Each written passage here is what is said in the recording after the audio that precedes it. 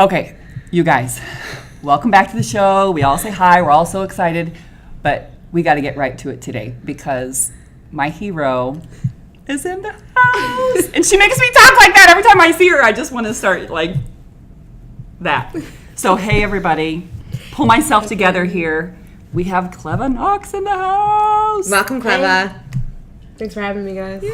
This is so exciting. So if you did not see her in the show or you haven't seen her in the 5 million places that you could have seen her, so give us the landscape, the backdrop here, who you are and how we can find you and how I could get you to just move in with me. Okay, stalker alert. Sorry. Kerry, chill. Sorry. Creeper.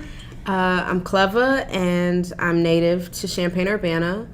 I'm an MC, and I've been rapping as long as I can remember. It's just something that I kind of picked up from my dad, and I went the academia route, but hip hop was kind of the thing that always sustained me. So that's what I do. So you're an artist. Yeah, I'm an artist. Perform and I write. Perform and I write. And a designer. And yes, I would like everything. to think I design things.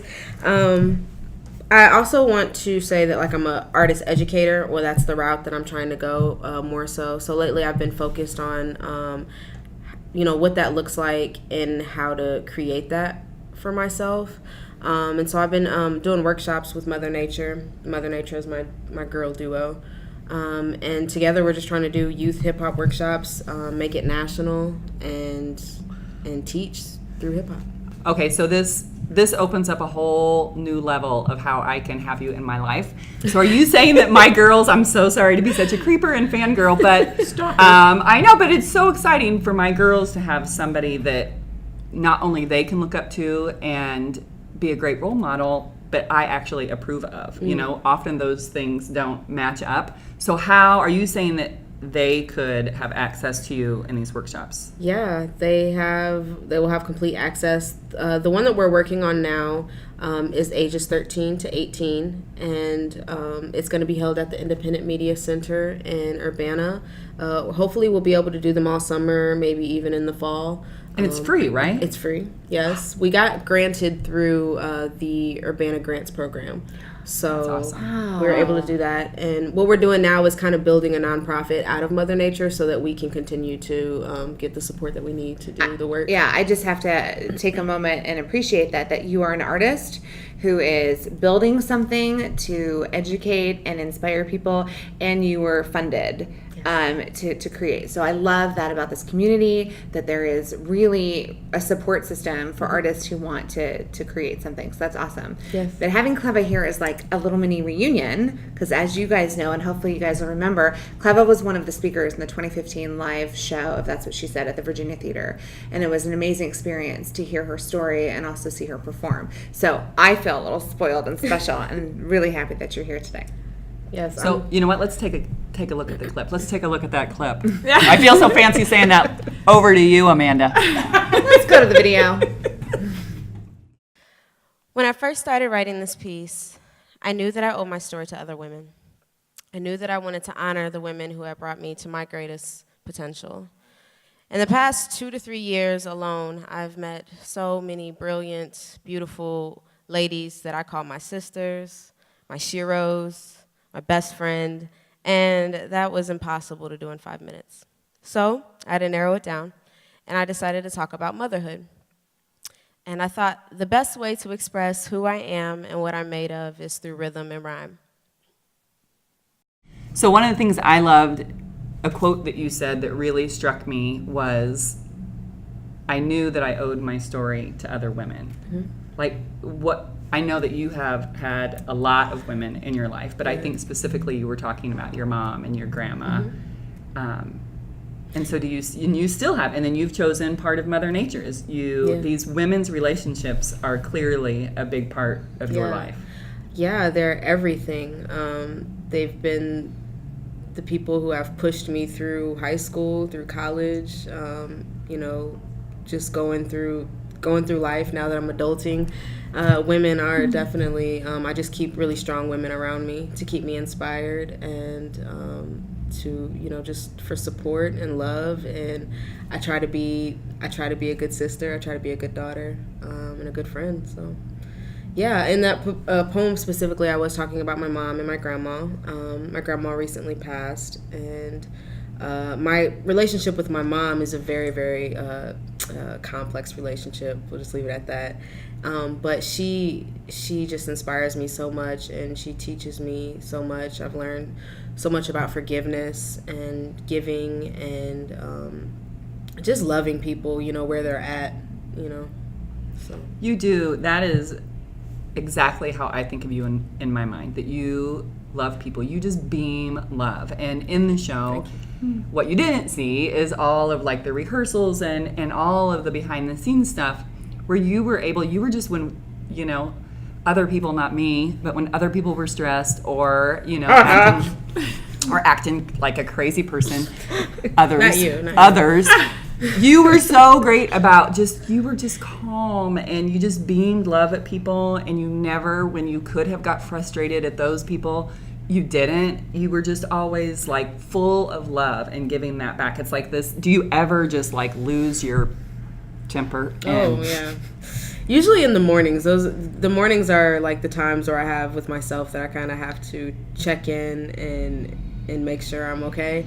Because if I don't, then my days can get a little loopy, and I'm not always the same person. But you really took charge. I mean, you guys had it together, though. I mean, you're saying that I took charge, but really, I'm used to like coming into situations and it not being that professional or not being that organized. So you guys you had it together. But none of us knew, you know, there were a lot of moving parts. There were a lot of women. We had another choir. You know, I am an enthusiastic dancer, maybe not so talented, but I'm enthusiastic. And you were able to take all those moving parts, all of those personalities, with grace. And just with such grace, without, you know, that's hard to do. I was nervous. That's hard to do. It did not show. And you were able to just manipulate, in the good way, this huge group of women and make our ending of the show this fabulous thing that we'll forever be grateful to you for doing and being able to see that path. That was really cool. I have another question for you.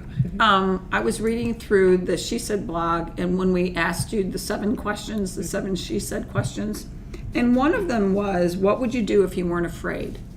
And to quote you, you said you would speak out against bullshit. What exactly do you mean by that, and how do you do that? Give me a specific example. Can I just say how happy I am to hear Karyl say bullshit before we get to that? Like that was a highlight of my day. But go ahead. Okay. I mean, bullshit is everywhere. You can smell it walking down the street. What I mean by that is just not being afraid or not hesitating to speak up for somebody if they don't have the power within themselves to do it.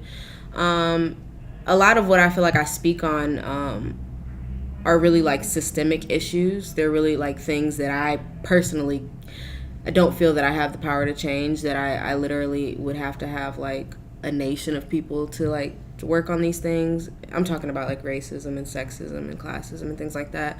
So like speaking out on that for me is like in a way to get people to think, and then also be able to align with these people and create power.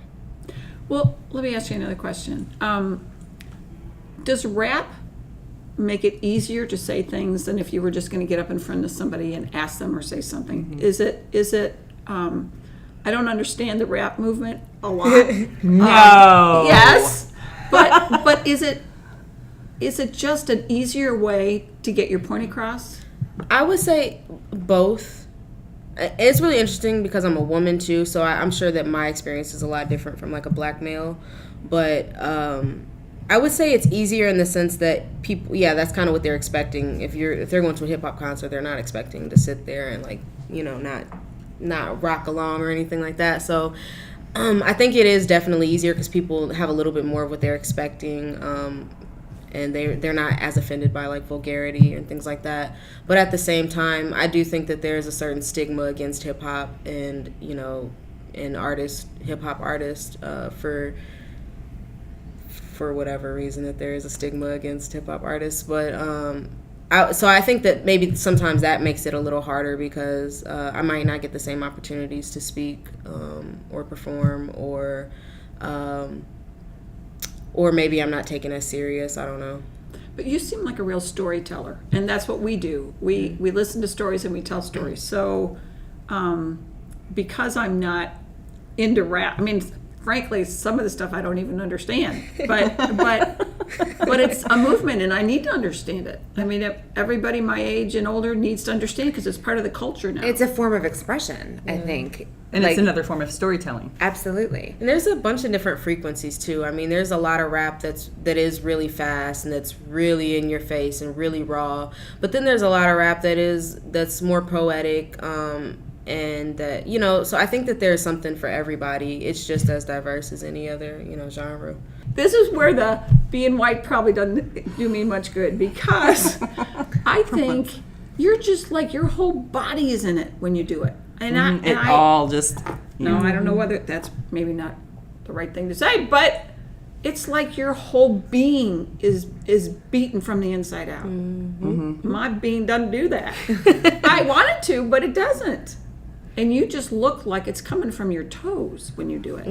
Thank you. You are so intense. It does just come like, and it's that way with everything It you oozes. do. It does. It Like oozes. before I met you in real life, like your photos, everything just, you live what you say, and it comes through in every medium Yeah, that it's I've ever authentic. seen you in.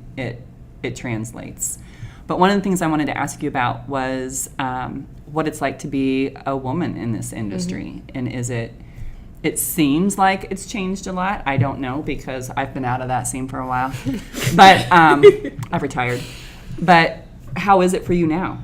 I think I'm learning still. I don't feel like I haven't broke into the industry yet. I broke into the Champaign-Urbana entertainment industry, but so I don't really know how it's going to be on the next level of things. But right now, it's honestly been more of an advantage to me. I feel like I'm able to connect to so many more people. I have a lot of like intersections that I'm not afraid to talk about and explore.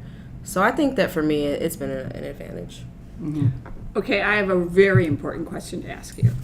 Okay. Did it hurt when you got those tattoos? Yes, it did. Of course it did. I mean, really? Yo, Seriously? it really did. I can't wait to get more, but I'm waiting. Is there a story behind each one? Yeah. So, my first one is my daddy's girl tattoo. Oh. And it's small and cute, but I'm also kind of daring, so I put it somewhere where it could be visible. Mm-hmm. And then I got a tattoo for my mom. It's infinity plus infinity. We weren't together a lot in my childhood. It was kind of like she was in and out of my life. But infinity plus infinity, that's how much she loves me. And that's what she always told me, what she always wrote to me and everything. So Wow. special. I got a couple more tattoos. They have stories, but I always wondered if it hurt. yeah, they definitely hurt. Mostly around like the really like tender areas, like the really meaty areas, or anywhere where you would be ticklish. It hurts pretty bad. Good to know. Yeah, I've always heard this. Are This you is planning one on of the getting best. one, Carol? Yeah, actually, I would do that. I almost got one in Haiti. I've heard that this is one of the best places to get it done because you don't have a lot of nerve endings or something right there. You never know. It might surprise you. Well, on the note of we're all going to go get tats after this, I was Right. waiting to announce it, but we're all going to get matching tats Knuckle after tats. this. We'll share them with you next week. On our knuckles, we're going to have, Klevah is going to be written across our knuckles. I can't wait to show it to you guys next week. But this is a good time to say thank you for coming. But before we do, can we find out where we can get more information on Yes, Klevah? more. Where can we Of find course. you? I'm on Facebook, honestly, the most. Like, that's usually the forum that I use the most. So, Shasta Knox on Facebook. But if you want to listen to my music, Klevah.com, KLEVAH.com. If you are more into, like, the social activism and stuff like that, MotherNatureBars.com. That's MotherNatureBarz.com. Great. So go right now. Yeah. Run. Go. Thank you. But until the next time, that's what she said. That's what she said. Well, that's what she said, too. That's what she said. Yeah.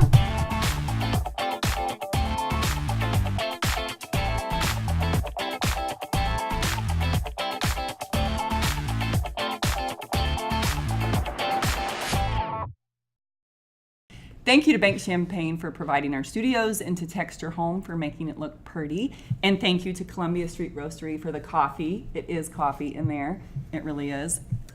Not. And thank you to our guest today. And that's a wrap. Get it? That's a wrap. Sorry. Thank you. They say that opposites attract. I disagree. I think the opposite of that. To a degree, it's human nature to attract, but who we truly are shows through those you choose to interact. I got universal pull, I used to burn a couple laps. I got universal pull, like turntables I could scratch. I got universal pull, 4 corners, full rack, magic 8-ball, help me pick the pocket, then it's in the bag. I got universal pull, few labels trying to tag. Nigga knock, you know this ain't no knockoff, we are not them. Now run it long, running games, running out of options. I like opportunities that open according to the locksmith. Let me prop this first for my pops, then for the populace. Back by popular demand, expose the processing and lend a hand. If hands up, I hold them hostage. Peer pressure pressed against your noggin, keep them nodding. It's like digging graves trying to penetrate subconscious. Shit get in the way, a generation unresponsive, and they don't give a damn. They rather keep you at the bottom like floor seat concerts. We can speak Miana if you floor me with Converse, and I'll just leave it there. Thanks. Amazing.